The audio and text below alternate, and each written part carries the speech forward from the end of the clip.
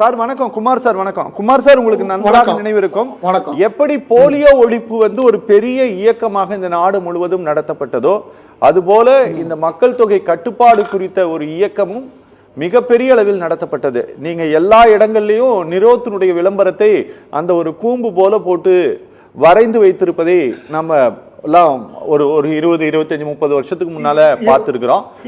20 அம்ச திட்டம். ஆமா சார், ஆமா ஆமா ஆமா. அது ஒரு பெரிய இது. நீங்க இதை நாங்கள் இந்திய அரசாங்கம் இந்த மக்கள் தொகை பெருக்கம் தொடர்பான அவேர்னஸை நீங்க தமிழ்நாட்டில் ஏற்படுத்திய விழிப்புணர்வு, கேரளாவில் ஏற்படுத்திய விழிப்புணர்வு, குறிப்பா கேரளாலாம் 20 சீட் இருக்கு, 20 சீட்டுக்கு மேல ஒரு சீட்டு கூட வராதுங்கிறதெல்லாம் அங்க இருக்கக்கூடிய அச்சமாக இருக்கிறது. ஆனா இதை எல்லாமும் ஓரல் ஸ்டேட்மெண்டாகவே கொடுத்துட்டு இருக்கிறாங்க சார். நாங்க சொல்றதை நீங்க நம்ப மாட்டீங்களா, உங்களுக்கு எந்த பாதிப்பும் வராதுன்னு உத்தரவாதம் கொடுத்ததுக்கு தான் இன்னைக்கு கனிமொழி பேசியிருக்காங்க. நீங்கள் இந்த நாடாளுமன்றத்தினுடைய அவையில் நீங்கள் கொடுத்த 80-90% வாக்குறுதிகள் டெல்லியினுடைய மாசுபடிந்த காற்றில் கரைந்து போய்விட்டது அப்படின்னு சொல்லிட்டு, சார் உண்மையில நான் சொல்றேன், யாராவது ஒருத்தங்க அதை மறுத்து பேசுவார்கள் நானும் எதிர்பார்த்தேன் சார். அந்த அம்மா பேசி முடிச்ச உடனே சார் எல்லா பிஜேபி எம்பிஸும் அமைதியா உட்கார்ந்து இருக்கிறாங்க sir. Sir union government and union மினிஸ்டர்ஸுடைய வாக்குறுதிகளை இவர்கள் நம்ப மாட்டேன் என்று பிடிவாதமாக இருப்பதில் ஏதாவது நியாயம் இருக்குதா? இதற்கு முன்பு ஏதாவது அப்படி நடந்திருந்தா ஒரு உதாரணத்தை சொல்லுங்கள். யார் சார் அவ்வளவு சொன்னாங்கல்ல, ஒரு உதாரணம் சொல்லுங்க சார். 50 நாள்ல கருப்பு பணத்தை எல்லாம் மீட்டுட்டு வருவான்னு சொன்னாங்க.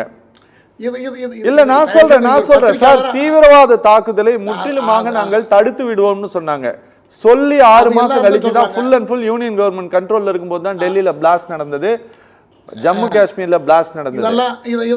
இதெல்லாம் இதுக்கு கம்பேர் பண்ணவே முடியாது. இதெல்லாம் இதோட கம்பேர் பண்ண ஒரு நாட்டுல பிளாக் மணிங்கற சார் இல்ல சார், இப்படி எல்லாம் சொல்லிட்டு எல்லாம் போயிட கூடாது.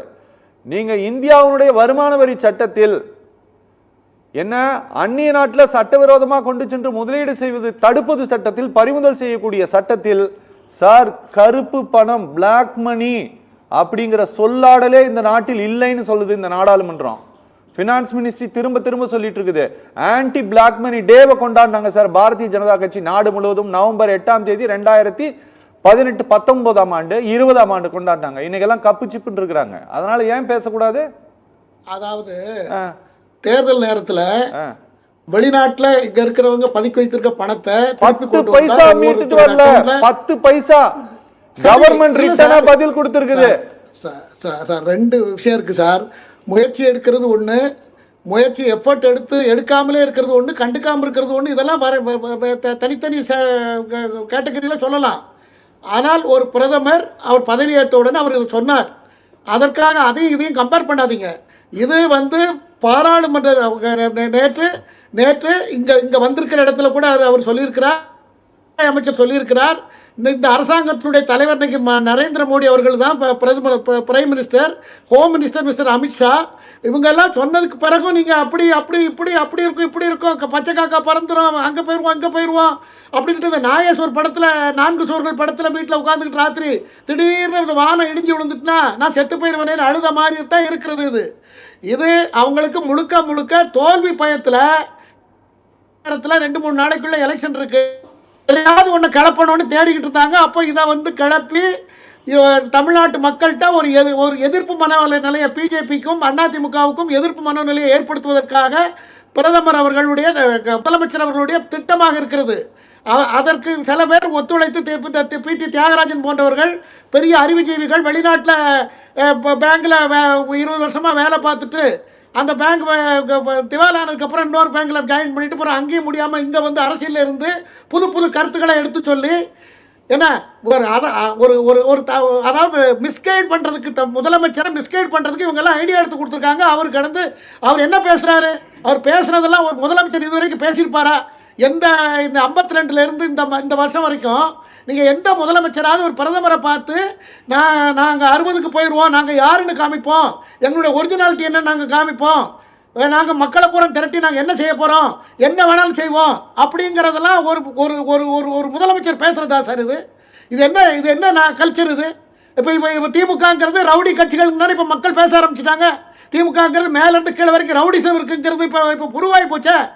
அதனால இதெல்லாம் அவர் வாயில அவருக்கு முதலமைச்சர் வந்து அவர் பேசியிருக்கிறதெல்லாம் வாயில சனின்னு தான் நான் சொல்லுவேன். இந்த வார்த்தையெல்லாம் ரொம்ப தவறான வார்த்தை. அவருக்கு எவ்வளவு அதிக உரிமை இருக்கிறதோ, இந்த நாட்டின் மேலே, இந்த மாநிலத்தின் மேலே எவ்வளவு உரிமை இருக்கிறதோ, அதே மாதிரி 15 மடங்கு 10 மடங்கு பிரதமருக்கு இருக்கிறது, உள்துறை அமைச்சருக்கு இருக்கிறது. எல்லாரும் இந்த நாடு, ஒட்டுமொத்த நாடு நல்லா இருக்க வேண்டும் என்று தான் நினைக்கிறார்கள். ஆனால் தனக்கு மட்டும் தான் எல்லாம் இருக்கணும், தாங்க தான் எல்லாம் பண்ணுவோம், தாங்க எல்லாத்தையும் எடுத்து போட்டுக்கிட்ட மாதிரியும் எல்லாம் பண்ணிக்கிட்ட மாதிரி முதலமைச்சர் பேசுகிறார். எந்த வகையில் நியாயம்? அமைச்சரவையில் தெளிவாக சொல்லி ஆகிவிட்டது. எந்த கணக்குக்குள்ளேயும் போக வேண்டியதில்லை, அவசியமே இல்லை. 2011 இருக்கலாம், 2071 இருக்கலாம், எந்த கணக்கில் எடுத்துக்கிட்டாலும் சரி 315 சீட்டு இருக்கிறது. அதை வந்து எல்லா ப்ரொபோர்ஷனட்டா எல்லா மாநிலத்துக்கும் ஈவனா பிரிச்சு கொடுக்க இதெல்லாம் சொல்லியிருக்காங்கல்ல. இது எந்த அடிப்படையில் செய்வாங்க? அதைத்தான் அதுதான் இவ்வளவு நேரம் பேசியிருக்கேன். பிரதமர் சொன்னதுக்கு அப்புறம் சார் பிரதமர் சொல்றதெல்லாம் செல்லாது சார். பிரதமர் 1000 சொல்லிட்டு போயிருக்காரு சார். சார் ஒரு நிமிஷம் இருங்க, ஒரு நிமிஷம் இருங்க சார். சார் ஒரு நிமிஷம் இருங்க சார். இப்போ நான் as a citizen of India, நீங்க ஒரு டீலிமிட்டேஷன் செய்ய போறீங்க அப்படின்னா நீங்க அது எதன் அடிப்படையில் செய்ய போறீங்க? எந்த மக்கள் தொகை கணக்கெடுப்பின் அடிப்படையில்? ஒரு இயல்பான கேள்வி சார். நீங்க நீங்க நீங்க சார் நீங்க பிரதம மந்திரியை நம்புங்க சார். இங்க ஒரு நிமிஷம் இருங்க சார். சார் நீங்க பிரதம மந்திரியை நம்புறீங்க, நான் நம்ப மாட்டேன். சரியா? அதனால நான் தெரிஞ்சுக்க விரும்புறேன். கான்ஸ்டிடியூஷன் எனக்கு ரைட்ஸ் கொடுத்திருக்க, நான் தெரிஞ்சுக்க விரும்புறேன் சார். இது எதன் அடிப்படையில் செய்ய போறீங்க? Right sir. அதாவது 3-4 வகையான 8, 8, 16 சொல்லலாம், 4 16 சொல்லலாம். ஒரு இடத்தை அடைகிறதுக்கு 8, 8, 16 சொல்லியும் போகலாம், அந்த இடத்த தொடலாம். 4 16 சொல்லலாம். சரி, இப்ப என்ன கணக்கில் எடுத்து வந்திருக்காங்கன்னா, பாராளுமன்றத்தில் இப்போ மக்கள் தொகை வந்து 55 கோடி 2011 இருந்த மக்கள் தொகை மாதிரி 3 மடங்கு நாட்டு மக்கள் தொகை பெருகி இருக்கிறது என்று உத்தேசமாக கணிக்கப்பட்டிருக்கிறது. இப்போ கணக்கெடுப்பு 2029 எடுக்க போறாங்க. ஆனால் இன்னைக்கு தேதியில இதை எல்லாருக்குமே எல்லாத்தையும் கம்பேர் பண்ற மாதிரி பெண்களுக்கு இடஒதுக்கீடு கொடுக்கணுங்கிறதுனாலையும் இருக்கிறத ஈவனா எல்லாத்துக்கும் பிரிச்சு கொடுக்கறாங்க. இதுல என்ன குழப்பம் இருக்க முடியும்? அவங்க கொடுக்கலன்னா நீங்க அதுக்கப்புறம் கேட்கலாம், சொன்னதை காப்பாத்தலன்னா நீங்க கேட்கலாம். ஐயா எனக்கு ஒரு விஷயம் புரியலைங்கய்யா. ஐயா நீங்க பெண்களுக்கான இடஒதுக்கீடு கொடுக்கறது தனி விஷயம், சரியா? அது தனி. நீங்க அதையும் இதையும் வந்து நீங்க வந்து, ஏன்னா அதை நாங்க தரப்போறோம்ட்டு வந்து 2023 பார்லிமெண்ட்ல வந்து பேசி ஆளுயர மாலையை இந்த நாட்டினுடைய பிரதம மந்திரி வாங்கி கொள்ளும் போது டீலிமிட்டேஷன் குறித்து பேசப்படலை. ஏன்னா அப்ப பேசினாங்க, எப்படி பேசினாங்கன்னா மக்கள் தொகை கணக்கெடுப்பு எடுத்து தொகுதி மறுவரை செய்த பிறகு இதை நடைமுறைப்படுத்துவோம்னு சொன்னாங்க, அவ்வளவுதான். ஆனா இந்த 2021 நம்ம என்ன சூழ்நிலையில இருந்தோம்னு கொஞ்சம் யோசிச்சு பாக்குறீங்களா? COVID-19 time. அப்போ சார் 23 இல்ல சார். ஏன் சார் இல்ல இல்ல இல்ல இல்ல இல்ல இது நான் ரெகுலரா வந்தா 21 வந்திருக்கணும், அந்த வருஷத்திலே வந்திருக்கணும். ஆனா அப்ப வர உலகத்துல பல நாடுகள் இன்னும் மீளப்படி இன்னே தேதி வரைக்கும் மீள முடியாம இருக்கிறது. நாம வந்து எவ்வளவோ மேல இருந்துகிட்டு இருக்கோம். இப்ப கூட ஒரு இடத்துல 2000 பேர் இருக்காங்கன்னு வச்சுக்கோங்க, 1500 இருக்கிற கணக்கப்படி நம்ம எல்லாத்துக்கும் விகிதாச்சாரமா பிரித்து கொடுக்கிறோம். அந்த 2000 பேர் எக்ஸ்ட்ரா இருந்தா அடுத்த 2029 கணக்கெடுப்புல அது டேலி ஆக போகுது. அதுக்கு அதையும் செய்யக்கூடாது, இதையும் செய்யக்கூடாது, செய்தாலும் குற்றம், குடிகாரம் பேச்சு விடிஞ்சா போச்சுங்கிறது மாதிரி அவர் எப்ப என்ன சொன்னாலும் எதை செய்தாலும் அது நீங்க பேசி குடிகாரம் பேச்சு. கிராமத்துல ஒரு பழமொழி உண்டு. நான் என்னை கூப்பிட்டா என்னை சாப்பிட சொன்னா அவர் குடிச்சிட்டு வந்தாருன்னா என்னை எப்படி நீ சாப்பிட கூப்பிடலாம்? நான் எப்போ சொல்றேனோ அப்பதான் நான் சாப்பிடுவேன். அல்லது திடீர் சரி நீங்க வாங்க சாப்பிடுங்க, சாப்பிடாம கூப்பிடாம விட்டா எப்படி என்னை கூப்பிடாம இருக்கலாம் அப்படின்னு சொன்னது போல எதை செஞ்சாலும் ஒரு 2 வகையான அர்த்தங்களை கற்பித்துக் கொண்டு எல்லா மாநிலத்துக்கும் ஈவனா குமார் சார் உங்களுக்கு ஒரு விஷயம் புரிய மாட்டேங்க சார். நீங்க பாருங்க, வக்ஃப் வாரிய சட்டத்தில் திருத்தம் கொண்டு வந்தார்கள். அப்போது அவர்கள் சொன்னார்கள், நாங்க இதுக்கு வந்து ஒரு அத்தாரிட்டியை, கலெக்டரை வந்து இதுக்கான அத்தாரிட்டியா அப்பாயின்மெண்ட் பண்ணுவோம். இதுல வந்து ஒரு எமினன்ட் எக்ஸ்பர்ட் இருப்பாங்க, சரியா? ஒரு வந்து லீகலி நாலேஜபிள் பர்சன் ஒருத்தங்க இருப்பாங்க அப்படின்னு இதெல்லாம் அந்த அமெண்ட்மெண்ட்லயே வந்தது. நான் சொல்றேன் உங்களுக்காக. இந்த FCRA சட்டத்தில் இப்போ ஒரு திருத்தம் கொண்டு வர போறேன்னு கொண்டு வந்தாங்க. அதை இப்போ ஹோல்ட் பண்ணி வச்சிருக்காங்க. அதுல ஒரு அத்தாரிட்டியை நாங்க வந்து சென்ட்ரலைஸ்டு அத்தாரிட்டியை நாங்க இதுல அப்பாயின்மெண்ட் பண்ணுவோம். FCRA லைசன்ஸ் கேன்சல் ஆனாலோ அல்லது ரத்து செய்யப்பட்டாலோ என்னங்க அவங்களா என்ஜிஓவை சரண்டர் செய்தாலோ அந்த அத்தாரிட்டி இந்த ப்ராப்பர்ட்டிஸ் எல்லாம் எடுத்துக்கும் அப்படிங்கிறது அதில் சொல்லப்பட்டிருந்தது.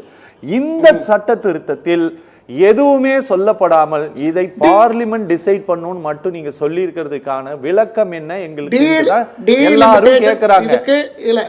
இது டீலிமிட்டேஷன் கமிஷன் இதுக்கும் அப்பாயின்மெண்ட் இருக்கு. இதுக்கு அப்பாயிண்ட் பண்ணிருக்காங்க, பண்ணுவாங்க. டீலிமிட்டேஷன் கமிஷன் இருக்கு. ஆமா இருக்கு, அது இருக்கு. கேள்விக்கு அதுல பதில் ஆணைப்படி. அதனால டீலிமிட்டேஷன் கமிஷன் இருக்கிறது. எந்த பயமும் யாரும் பயப்பட வேண்டியதில்லை. எல்லாத்துக்கும் எடுத்து இதை வந்து தமிழ்நாட்டுக்கும் தென் மாநிலங்களுக்கும் துரோகம் பண்றாங்க. வார்த்தைகள் எல்லாம் அந்த சினிமாவில் வரக்கூடிய வசனங்கள் எல்லாம் பயன்படுத்துறாங்க. சரி, அதெல்லாம் தேவையே கிடையாது. நாட்டுக்கு என்ன வேணுமோ அதை செய்வாங்க. Okay sir, okay. Kumar sir வணக்கம். குமார் சார், கண்டினியூவாக பேசப்பட்டு கொண்டிருந்தது சார். சார், எந்த வாக்குறுதிகளும் சார், பிரதம மந்திரியினுடைய வாக்குறுதிகள், இந்தியாவுடைய சட்டத்துறை அமைச்சர் அர்ஜுன் ராம் மேக்வாலுடைய வாக்குறுதி, உள்துறை இலாக்காவினுடைய அமைச்சர் மரியாதைக்குரிய திரு அமித்ஷாவினுடைய வாக்குறுதிகள் எதையுமே எதிர்க்கட்சிகள் நம்பல அப்படிங்கிறது பிரதிபலித்து இருக்கிறதா சார் இந்த மசோதாவின் மீது வாக்கெடுப்பில்? நம் நாட்டில் ஒரு ஜனநாயக நாடு, அதிக மக்கள் தொகை கொண்ட நாடு. இந்த நாட்டில் முழுமையான ஜனநாயகம் பின்பற்றப்படுகிறது என்பதற்கு இது ஒரு சான்று. ஓகே. ஏன் என்று சொன்னால் லா making body is supreme. Law making body is supreme. Okay. எல்லோரும் ஒருமித்த கருத்துடன் எடுக்கிற முடிவு மட்டும்தான் அமல்படுத்தப்படணுங்கிறதுக்கு இது சான்றாக இருக்கிறது. ஆனால் பாரதிய ஜனதா கட்சியை பொறுத்தவரை மகளிர்கள் வந்து இன்னைக்கு ஆண்களை விட மகளிர் தான் அதிகமாக இருக்கிறார்கள். அவர்களுக்கு ரெப்ரசன்டேஷன் வேணும் என்பதற்காக பிரதமர் மோடி அவர்களுடைய சீரிய முயற்சியால் இது முன்வைக்கப்பட்டது. அது பல்வேறு காரணங்களால் எதிர்க்கட்சிகள் அதை முறியடித்திருக்கின்றன. ஆனால் அது மக்கள் மன்றத்தில் உங்களுக்கு அதான் சொல்றோம் சார். சார் 23ல கொண்டு வந்தது நடைமுறைக்கு வந்துருச்சு, நோட்டிபிகேஷன் கொடுத்துட்டாங்க சார். ஆமா, அதான் ரெண்டாவது அதுல திருத்தம் பண்ணி தானே கொண்டு வந்தாங்க. இன்னைக்கு ஆமா, நடந்திருந்தா பெண்கள் எல்லாம் மகிழ்ச்சியா இருந்திருப்பார்கள். ஓகே சார், நடந்திருந்தா பெண்கள் எல்லாம் மகிழ்ச்சியா இருந்திருப்பார்கள். இப்ப அவ்வளவு நாட்டு மக்கள் மொத்த நடவடிக்கைகளும் பார்த்து கொண்டு தான் இருக்கிறார்கள். அதை முடிவு செய்வார்கள். Okay sir, okay.